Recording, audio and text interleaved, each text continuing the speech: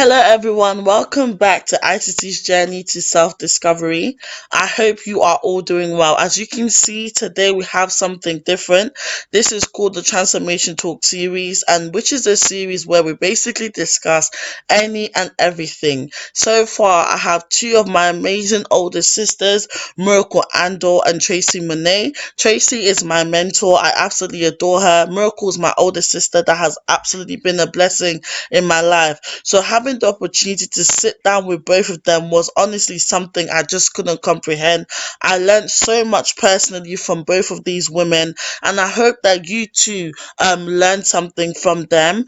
If you like this series, please make sure you like, comment, and subscribe, and let me know so that I can release more similar content. Enjoy.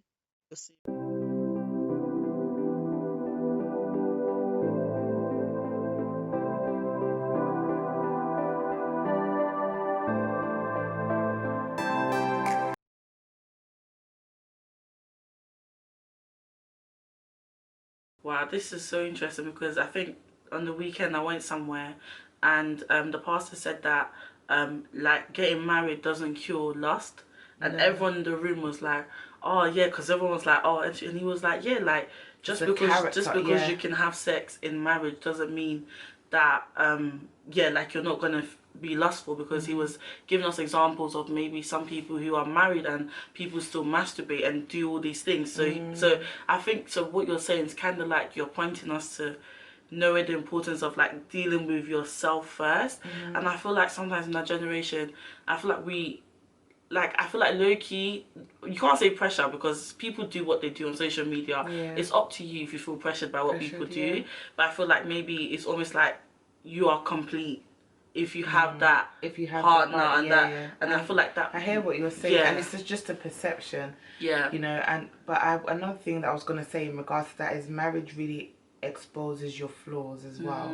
So if you haven't, like, you're practically looking in a mirror. Like, if you haven't dealt with certain things, it's magnified when you get married, because you now have somebody who is seeing what you do 24/7. So if you haven't dealt with particular things as well, and you're taking that into your marriage, it flags up, and then it makes you feel, you know, it's like, well, if the person's saying, oh, you need to change this or you need to work on this, then you're like, you put up a defense. It's almost like an attack. Yeah. So marriage exposes a lot of things, but you need to, it's easier to deal with particular things before you get married, so that you don't have to go and deal with it when you are married. Yeah. So I wanted to ask you, so what does a healthy romantic relationship look like?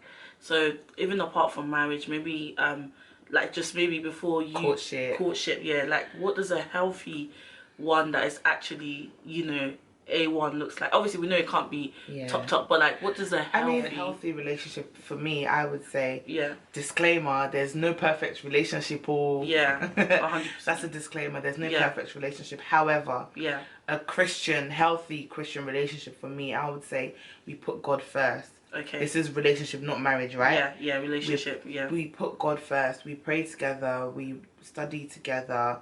Like, God is literally our foundation. And this is what I remember from when I was courting. A pastor shared with us that it's like a triangle: God at the top and you two at the bottom, and we're working, together towards Him, like a perfect union. So I'm helping you, you're helping me.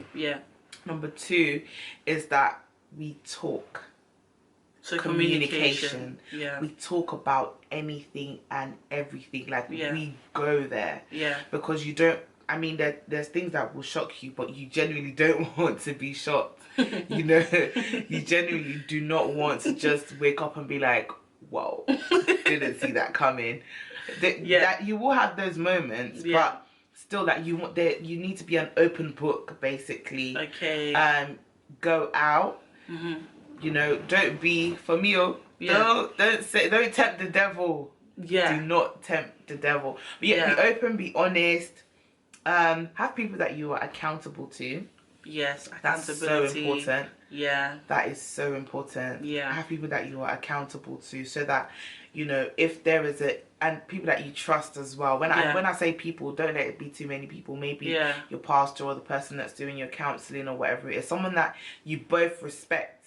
So that if something happens and you need to speak to them, you know that, okay, if this person talks to my husband will listen.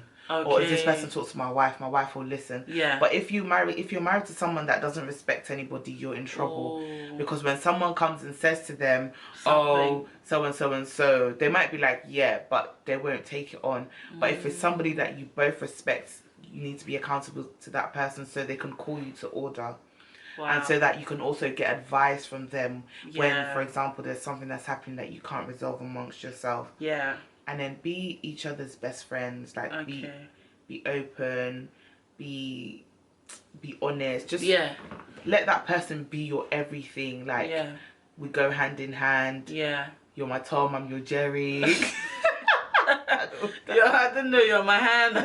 Yeah. Okay. That, along those, I feel like that's what a healthy relationship should look like. And then don't let too many people into your business. Your relationship shouldn't have too many friendships.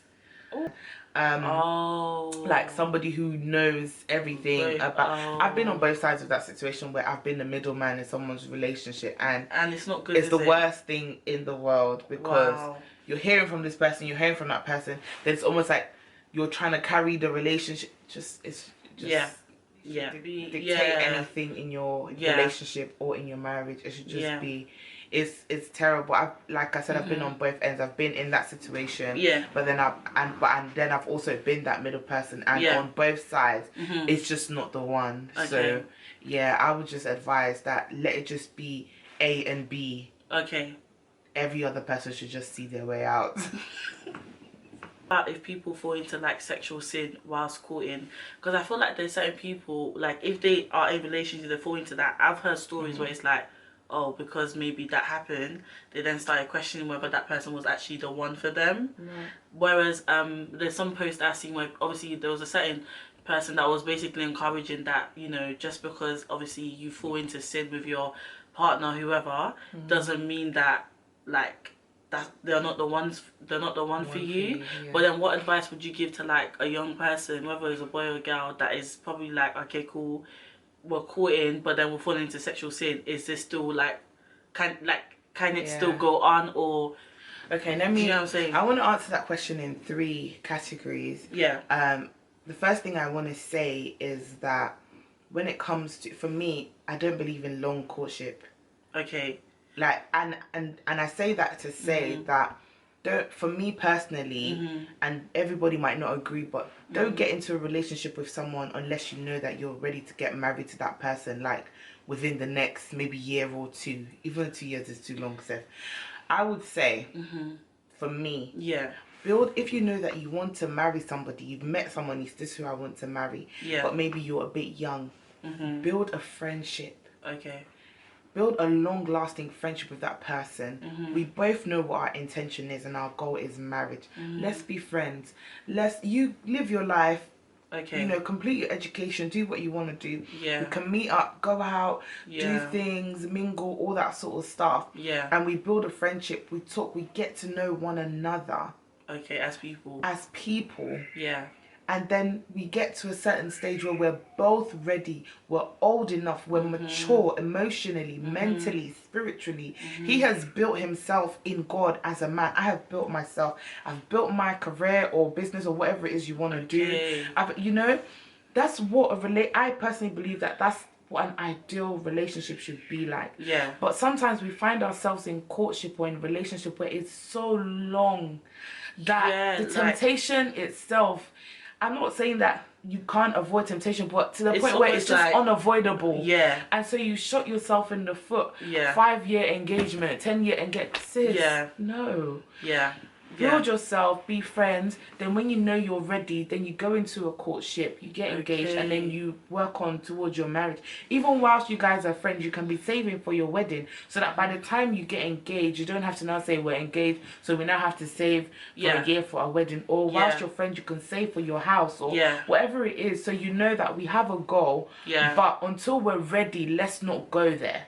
Yeah, because I think one thing that I just got from what you're saying, I think you're saying that get to know each other, before you even enter into the courtship. Exactly. But I feel like for us now, I think... But sometimes it's not. That's what I was saying. I'm answering in 3 stages. Yeah. So that would be the ideal. But yeah. if you're courting and you've fallen in sin and whatever it is, it doesn't mean that, oh, this is not my husband.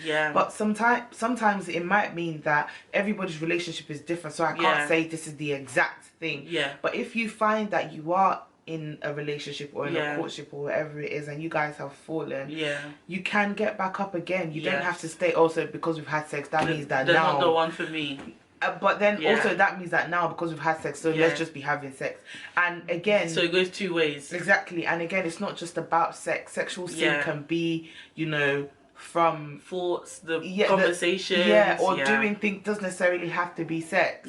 But you know that, oh, because I've done that, you guys have to be disciplined. And again, accountability. If you're accountable to someone, you should be able to say, do you know what, we've done this, we've fallen, we don't want to be in this place, we don't want to do this, so how can you help us come out of this?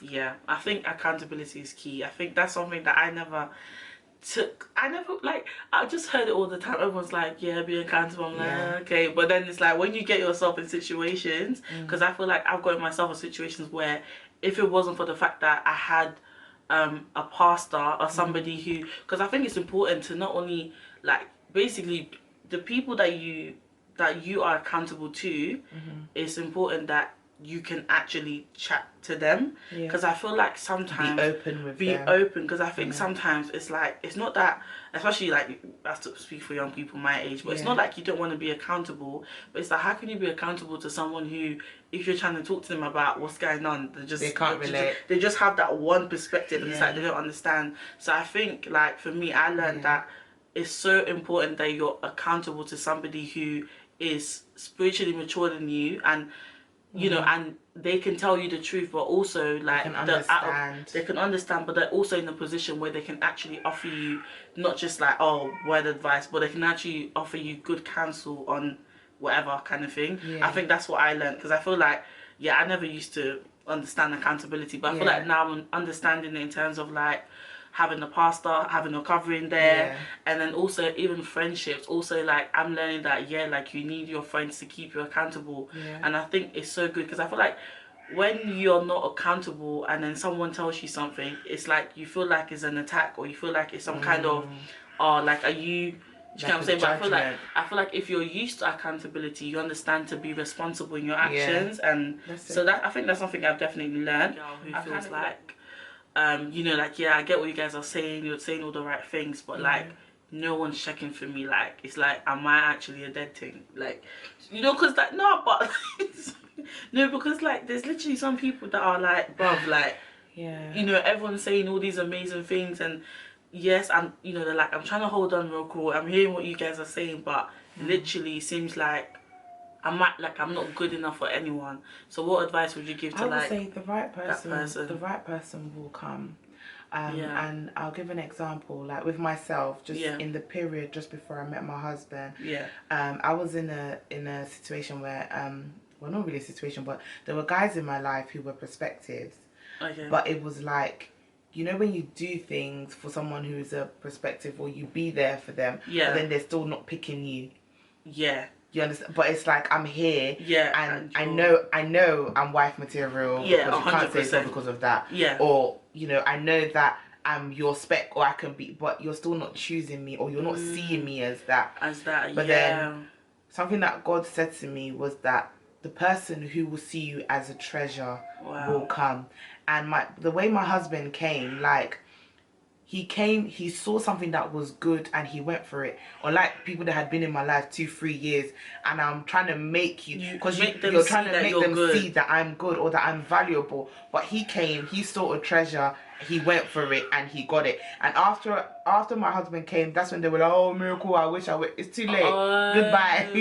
Be gone. Do you understand? So the right person will come. The person that will see you as the precious ruby that you are, that person will come. And again, even when that person comes, it doesn't mean that it's going to be perfect, because it's not rosy-dozy. And you guys will go through things, but you will overcome. Time is running out for marriage. I don't think there's ever a time that's too late. I think that God is always on time and his timing is the best. Imagine being married by 25 and then now being divorced at 30. Yeah. You get? Yeah. But if it's God's timing, you can be married at 30 and it will be the perfect time. Yeah. Don't ever think that time is running out on you. Yeah. Just trust God and his timing will always be the best. Yeah. So what would you say is the biggest thing you've learned from being single to married? I would say the biggest thing I've learned is that a man can't complete you. Okay. And when I say that, I mean that you are your own person. Yeah. Like being in marriage is beautiful, but it doesn't take away from who you are. Some people think that, as we were discussing before, that until I get married, then I'll be complete, then I'll be happy, then I'll have joy. But that's not true. It's just like having your own personal like Bible study time and your secret place with God. As much as you might have a secret place with, you know, your husband or your partner, you still have to have your own secret place with God. So as much as you are in a marriage, there is also like time for you. I don't know if that makes sense what I'm trying to say. You cannot just make your whole dependence on a man, because that's what I've learned is that there's such thing as the one. Do you believe in the one, like that there's that one? Or do you believe, some people say I believe in many, there's many ones? Personally, I believe in the one. I believe that there is someone out there who God has said that you will marry and you will meet that person. Sometimes things happen and then, you know, you don't actually marry the one and then there is other ones. But for me, not everybody agrees. Some people disagree, but I personally think that there is someone out there for you. Married. Like did that. What I had to unlearn. Okay. Yeah. So definitely, I think that for me it was like being a Miss Independent. Like I did not need anyone to do absolutely nothing for me. Not that my husband has to do everything for me. Yeah. But I had to learn to be dependent, because you know you have to make a man feel like. That you understand that you have to allow him to have his responsibilities, so you can't be like I can do everything myself. I can, you know, and that I had that mentality before. I can do it all on my own. I can do everything, so I don't need anyone else. But when you get married, you also have to learn to be dependent. You know, you have to learn how to allow your husband to lead, because as an independent person, I'm very much in control.